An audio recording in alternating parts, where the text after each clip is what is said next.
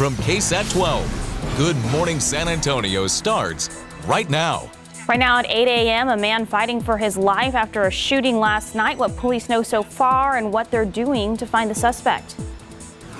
Plus, the sister of a woman from a high-profile murder case has been arrested. What led to her arrest and what this means for the case?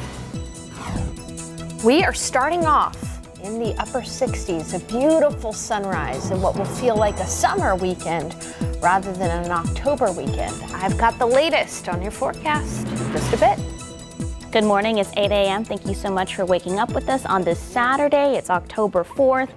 Sarah, on our break, we saw I want to say 300 plus runners in front of KSAT on St. Mary's. For a second, I was like, oh my gosh, is there a marathon or a half? It's the running group that meets at the Pearl. But I realized they're all getting ready for the marathon. This is the time. If you're going to run that marathon in December, time to start training. Man, were they training this morning. And in the humidity, too, because even though it's in the upper 60s and near 70, it's very muggy out there right now this morning. That's a big difference from the last couple of days where we've had pleasantly low humidity in the mornings, but it is muggy. 72 in Del Rio. Eagle Pass, good morning. You're at 72 this morning. 66 in New Braunfels, 62 in Kerrville.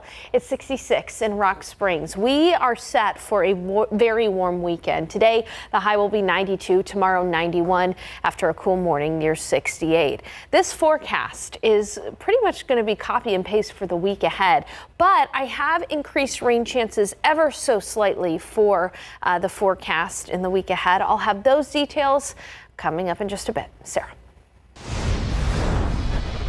thank you. New this morning, a man is fighting for his life after he was shot on the east side of town. Police say the shooting happened just after 9 p.m. last night on North New Braunfels Street and Nolan Street.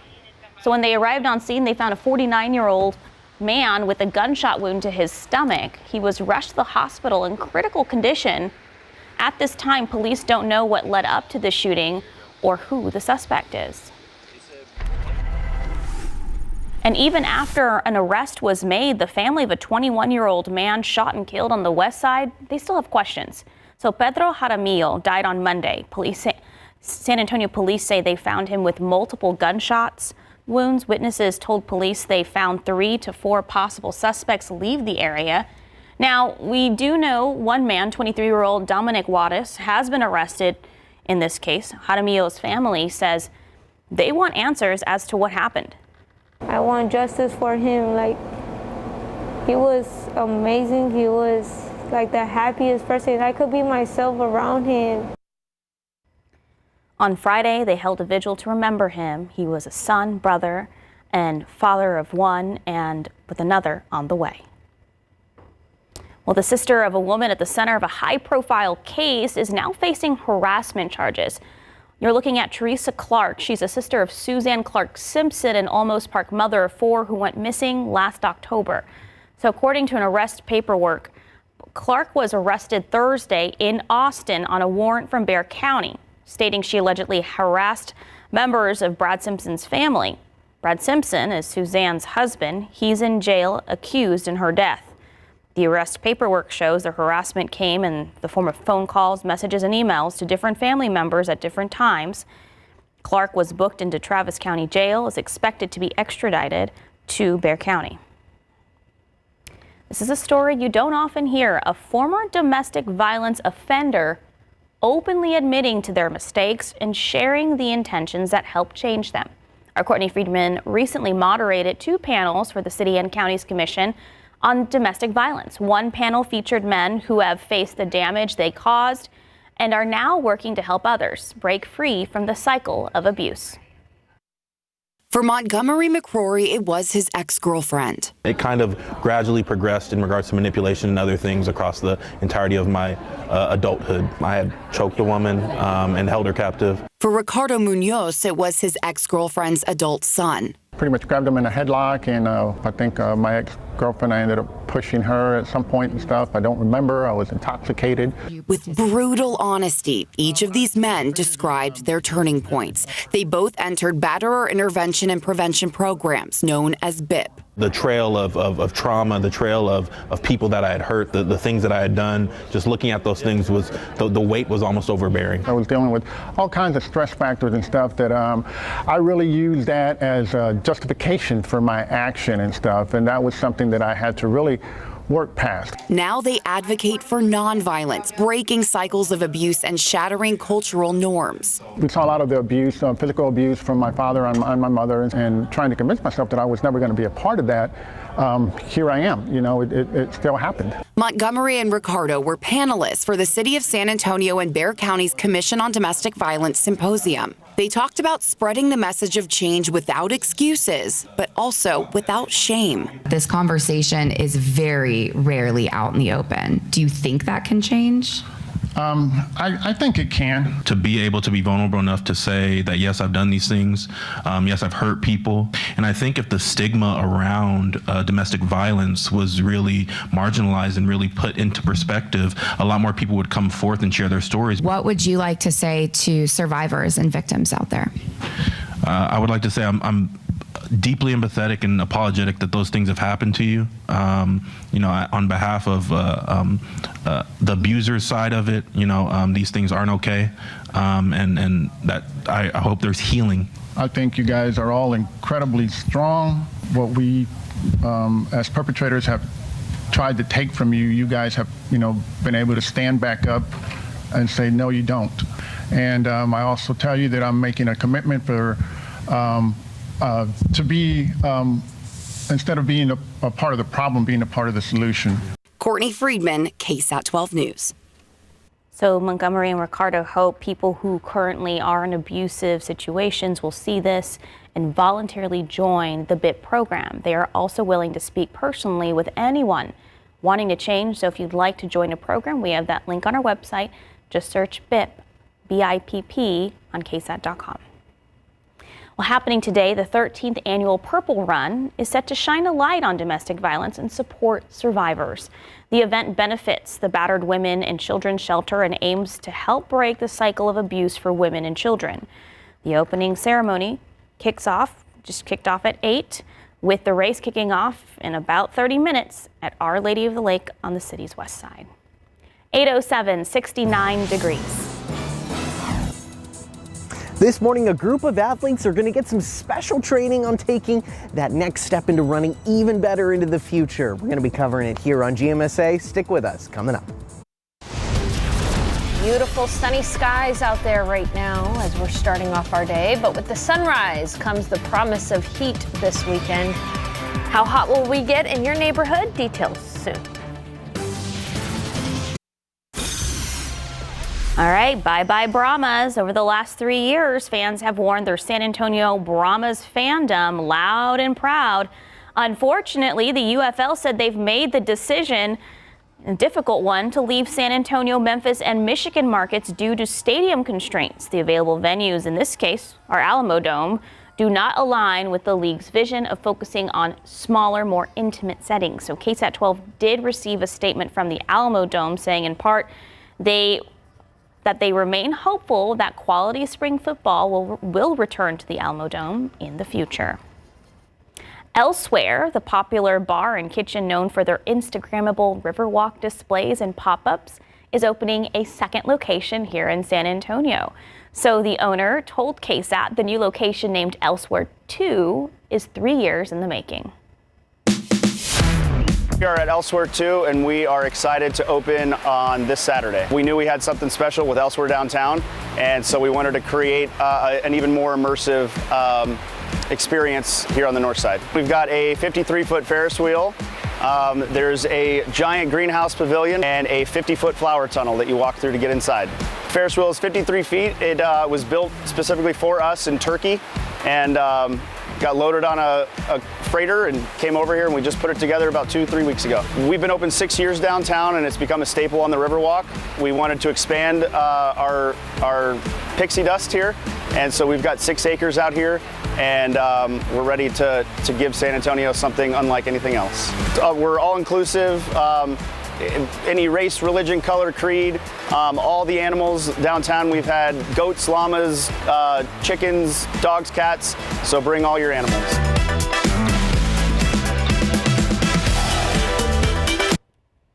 Very cool. It's October, and as we enter spooky season, there's plenty to do around town, including some free events. This morning at Mission Marquee Plaza, the Farmers and Artisans Market is happening from 9 a.m. to 1 p.m. Then later today, you can also catch a free screening of The Wild Robot. I heard that's really good. From 6 to 10 p.m. If you're looking for something a bit more spooky, Zoo Boo is back. Zoo guests will be able to enjoy free trick-or-treating, live entertainment, interactive animal encounters, fall-flavored food and drinks, and more. Zoo Boo is included with the standard zoo admission, no extra ticket or fees required. The spooky festivities will last until the end of the month. For a list of events happening all month long, you can scan the QR code that you see on the corner of your screen there, and it's going to take you straight to the Halloween section of our website. We also have a roundup of haunted houses, plus where you can catch an interactive Rocky Horror Picture Show during the month. It's 8:25, 69 degrees. We'll be right back. This morning, we're going to be speaking with 30 athletes who have faced terrible circumstances but are giving it their all, coming up here on GMSA. Stick with us. Good morning. It's 8:30. Thank you so much for waking up with us on this October 4th. Yeah, and it does not feel like the first weekend of October, It does not at all. I did put out my Halloween decorations. Oh, good. Shout out to HEB. They have some really cute, affordable decorations. They do. I walk in there and I'm like, oh. I can't help myself. They put it right in front of you. You guys know what I'm talking about. We're fall girlies. It's true. But hey, at home, again, it's not going to feel like fall this weekend, unfortunately. But it's not too out of the ordinary for us to start our first weekend in October in the 90s. I checked in the last couple of years. That's been very much so the case. Now outside right now, it's near 70 degrees. It's a warmer start to the day, and you can see that we are going to be looking at highs near 92 in San Antonio. So it is going to be hot. As we take a look at what's average for October, we usually see a high temperature right around 86 this time of year. So we're going to be about 6 degrees warmer than average. By the end of the month, however, we usually see our highs fall into the 70s, 77 for the high, usually by the end of the month on Halloween. And on average, we see a little bit shy of 4 inches of rainfall. Now, looking for the month at a whole, it's likely we're going to be drier than average. That's what this brown color suggests. And the red color suggests warmer than average. So October, it could feel a lot more like summer. But I am looking way ahead into the future to see when even it would be possible for us to see our next cool front. I'll have that answer for you coming up in just a bit. Sarah. Sarah, thank you. This morning, more than 30 athletes who are giving it all after losing a limb will be working with running coaches to make the most of their mobility. Our Devin Karp is live over at Nelson Wolff Stadium, where it's all kicking off later this morning. Good morning, Devin.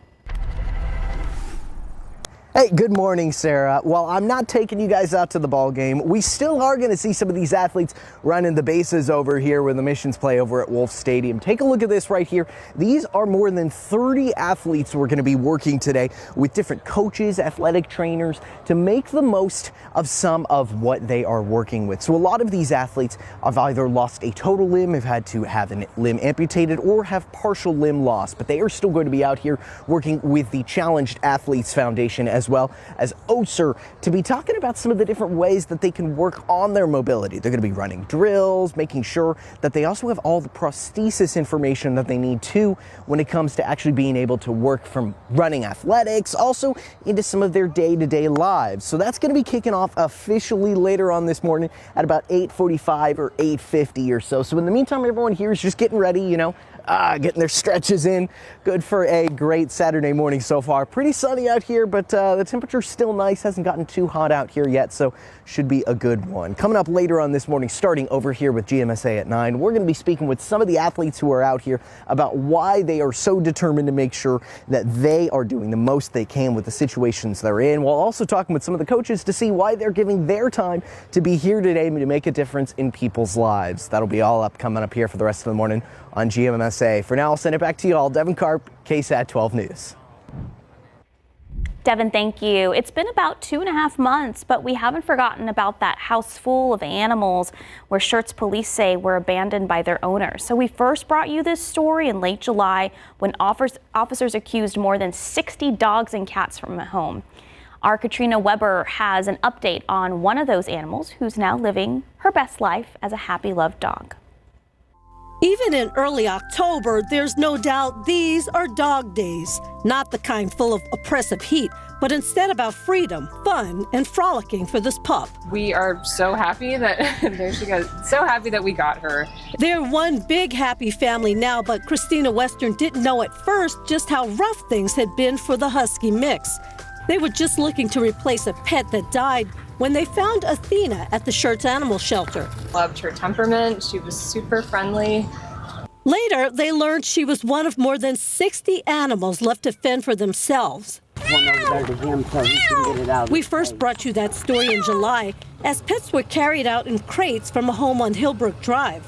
Police ended up arresting 61-year-old Maria Maximiliana Solis and 56-year-old Ricardo Guajardo, who they say abandoned them there. They could have been in really rough circumstances themselves, but you do wish people would reach out to local authorities and seek help. The crime scene tape that was around this house is all old and faded now, but the memories of what Athena had to have endured here, those still linger for her new family. They say they were told that she spent her days here crammed in a filthy crate with another dog. Now she's fitting in with her new family, which includes children and chickens. I think sometimes people would walk away from pets that have been in rough circumstances. Hi. Yeah, so we're super grateful that we found her. And it looks like Athena is just as glad to have been found by them. Katrina Weber, KSAT 12 News. Thank you, Katrina. And 6 days after a deadly shooting at the Kickapoo Lucky Eagle Casino and Hotel, the establishment has reopened. 2 people lost their lives and 5 others were injured in that shooting. So yesterday morning, the casino opened its doors for the first time since that tragedy. While the crowd wasn't large, people did come back to the casino. Security and police presence were clearly noticeable to everyone there. And as for the gunman, 34-year-old Kieran Jones, he has bonds totaling up to $40.5 million and faces charges of capital murder. It is unclear if the Maverick County DA will be pursuing the death penalty in this case. And San Antonio Police Chief William McManus announced an internal affairs investigation after a KSAT report revealed that Mayor Gina Ortiz-Jones started receiving after-hour security at her home this summer from SAPD officers. So this level of protection is unprecedented, meaning not given to previous mayors. McManus said the investigation will focus on how these records were shared to KSAT and other media outlets that have reported on her overnight security. So McManus added the recent media reports pose a serious safety threat to the mayor, her security team, and the integrity of the department's protective operations, saying, quote, "Our mission is to safeguard public officials while preserving transparency and accountability. Protecting the public's right to know must never come at the cost of compromising safety," end quote.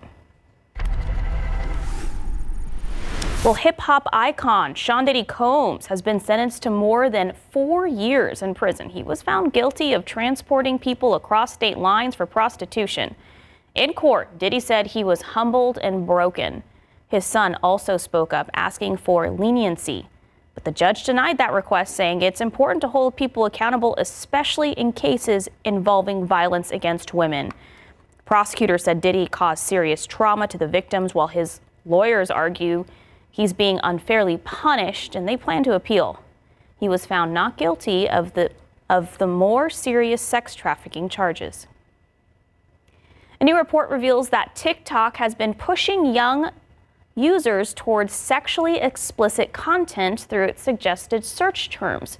So an investigation was done by a UK nonprofit called Watchdog Global Witness. As part of their study, they created 7 new TikTok accounts pretending to be 13 years old, the youngest age allowed to sign up on factory reset phones with no search history. The report says that even when these accounts use restricted mode, TikTok's search suggestions were highly sexualized for users claiming to be 13. And the Supreme Court has given the green light for President Trump to end deportation protections for about 300,000 Venezuelan migrants. Most justices agreed to let the administration move forward with ending temporary protected status. All 3 liberal justices dissented. This follows Homeland Security Secretary Kristi Noem's decision to end these protections this spring, which the court has now backed. A federal judge in California had previously kept the relief in place, but this latest ruling makes more Venezuelans vulnerable to deportation. After a second rabid fox found in Bexar County neighborhood earlier this week, the Bexar County Animal Care is hosting a free rabies vaccine clinic today. It starts at 10 and it goes until 1 p.m. to the first 100 pets at the Bexar Bolivia Fire Department. So rabies vaccinations are the best way to protect your pets and stop this dangerous disease from spreading. Plus, it's required by state law. So if you or your pet gets bitten or scratched by an animal, make sure to wash the wound right away. Contact your doctor. And if you know where the animal was, report it to authorities as soon as you can. It's 8:39, 69 degrees. Looking for a new furry friend? Why, now is the time to adopt with the Animal Defense League of Texas. And Northwest Side residents, have been fighting a big development for years. So why city leaders now want to take a closer look. Taking a look outside with live cam, 69 degrees out there. Sarah Spivey coming up with your forecast when this heat could possibly end. She'll let us know. Come back. Welcome back. People on the northwest side of Bexar County have been fighting against the proposed Guajolote Ranch development for years. Now, 2 city councilwomen are urging the council to take a deeper look at this project. The development would require a wastewater treatment plant in the area that supplies San Antonio's drinking water. I spoke with one of the councilwomen about what they hope this investigation will achieve. If this is effluent or poo-poo, how fast is it going to go down to your drinking water? Critics of the proposed Guajolote Ranch development on Bexar County's northwest side demonstrated to city leaders earlier this week how sensitive and porous the limestone rock that makes up our aquifer is. The Scenic Loop Helotes Creek Alliance and researchers argue that a proposed wastewater treatment plant that would be part of the development would be detrimental to our water supply. That facility would process, clean, and treat sewage, then dump it into Helotes Creek. That creek feeds into the Trinity and Edwards aquifers, which are part of the drinking water supply for nearly 2.5 million people across south central Texas and parts of the Hill Country. Now joining that fight are 2 San Antonio City Council members, District 7's Marina Alderete Gavito and District 8's Ivalis Mesa Gonzalez, who took a tour of the area earlier this week and have filed for a comprehensive report on the issue, calling for council to discuss the issue for the first time. City tax dollars have already paid for a study to look at those risks in 2020, which determined it would significantly degrade the quality of the Edwards Aquifer. With this comprehensive report, what else do you think you guys can add on top of the study that's already been done? So for me, it's about all the stakeholders that have been involved in conservation efforts, foundations. The city of San Antonio, we have an Edwards Aquifer Protection Program. We've spent millions of dollars conserving land over the aquifer, and we've done a lot in that watershed specifically. Mesa Gonzalez says she is committed to protecting our drinking water and says possibly turning the property into a type of conservation area is something she wants to discuss. We've got almost 6,000 acres of protected land in that watershed. So to add to that would be wonderful. It's important to note the developer Lennar says they have plans in place to prevent pollution of the Edwards Aquifer and San Antonio's drinking water. For now, it's up to the Texas Commission on Environmental Quality. They will soon make a decision on whether or not to approve the permits for the developer to build the wastewater treatment plant. Sarah, I'm so glad you're continuing to keep us updated on this because it's an important story for our community. Yeah, so many people have reached out to me via email, on Instagram, Facebook, every time we do one of these stories, asking more about it and how they can raise their voice. And we have, if you just search Guajolote Ranch on KSAT.com, we have so many stories where you can find all that information and your answers. Wonderful. And by the way, the aquifer is more than 30 feet below the monthly average, Sarah. We need rain, and there's not great news in the forecast for the next 7 to 10 days. It's going to be pretty dry, but this is going to make for pretty pleasant summer-like weather this weekend if you want to maybe go to the local pool, set up a splash pad, those kinds of things. It is on the cooler side this morning, but warmer than the last couple of mornings. It's 69 degrees in San Antonio, 68 in Seguin. It's only 65 though in the Hill Country and 63 in Boerne, but we are quickly warming up, and even by noon we're already going to be 20 degrees warmer than how we started off the day. 84 degrees around the lunch hour. It is muggy now, but by the afternoon, we're going to have low humidity. So during the day, you know, that humidity that sits at the surface tends to mix into the atmosphere and become drier. And so 92 will be the high, but it'll be a dry heat this afternoon. East winds at about 5 to 10 miles per hour. It'll be 91 in Bulverde, 93 in Seguin, 91 in Uvalde, upper 80s for the Hill Country, 91 in Canyon Lake. So again, hot here in San Antonio. In fact, it is going to be one of the hottest places across the nation. Take a look at how nice this is. It's only going to be 64 in Boise, Idaho today. Gorgeous out there across the Pacific Northwest. But here in San Antonio, Texas, one of the hottest spots on the map. But you look up toward Minneapolis, Minnesota, just as hot. All the way up in parts of the northern tier of the United States near to the Great Lakes. That area is going to be dealing with temperatures some 25 plus degrees hotter than is usual this time of year. That's because that high is really maintaining its strength. Look to the Gulf. You can see that there's some rain for areas like New Orleans. Usually, if something develops in the Gulf, we're a bit of interest in it because it could produce some rainfall for us. But this low is going to kind of shrink and fall apart because of the strength of that high. Then as we're between two systems, the high pressure to our east, a low pressure system to our west, that's going to allow for the atmosphere to produce some sea breeze showers developing off of the sea breeze. And there's a chance that those could make it to us Thursday and Friday, but that rain chance is very small, only about 20%. We'll keep you posted, of course. The biggest thing to keep in mind is, again, that chance is only 20%. So not everybody's going to see rain. Most of us will miss out. Otherwise, a quick check of the tropics show that there's a small area near the Bahamas that is just a disturbance. It's not likely to develop into our next named storm. But otherwise, there's an area of development possible out in the Atlantic that will likely become our next named storm. It would get the name of Jerry. Meanwhile, in the Pacific, Tropical Storm Octave is hanging out in the Pacific Ocean with a decent chance of development in its wake there, just south of Guadalajara. As we take a look around your next 7 days, highs in the upper 80s and low 90s for us here in San Antonio. Will reach 93 Tuesday and Wednesday with that small chance for rain Thursday and Friday. And here is that thing I teased a little earlier. I've been looking well ahead into the future, and there are some signals that we could see our next front in mid-October. Now that's still a while away, October 15th through 17th. That's 10 to 15 days away. Around that time, though, there is the potential for highs in the 70s and lows in the 50s. It's a possibility, not a guarantee. Whenever you're dealing with a forecast beyond 7 days, you always got to take it with a grain of salt.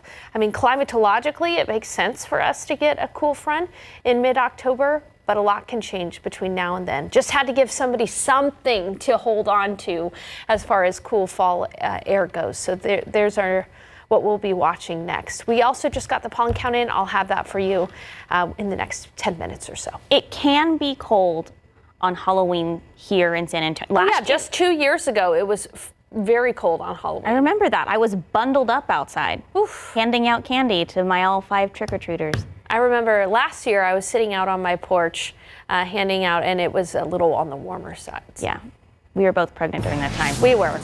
Fun. We were warm because of our pregnancy. Thank you, Sarah. It's 8:50, 69 degrees. Let's take a look outside with the road, seeing if there's any big backups or construction that you need to know about. RJ Marquez did mention some areas around the city that they're going to be having a little bit of closure. So if you're prepping to head out of town and heading north on 35 or into any tailgates, look out for those. Head to KSAT.com for all that information. We'll be right back.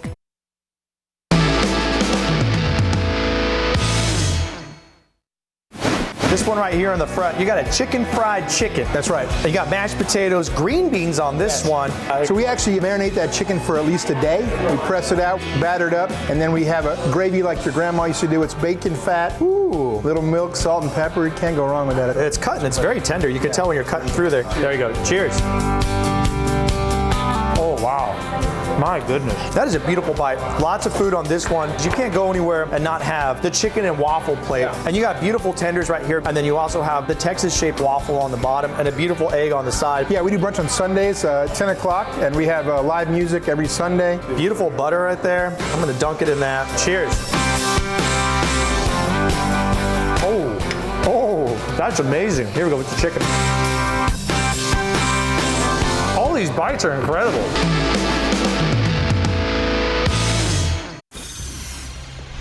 Are you looking to adopt a new fur baby? Now is the perfect time because the Animal Defense League of Texas, or known as the ADL, is hosting the National Empty the Shelters event now through October 15th, meaning all adoption fees are waived for puppies, kittens, dogs, and cats. The ADL locations are open daily from noon to 7 p.m. I highly recommend it. I got my baby from our local ADL. We'll be right back.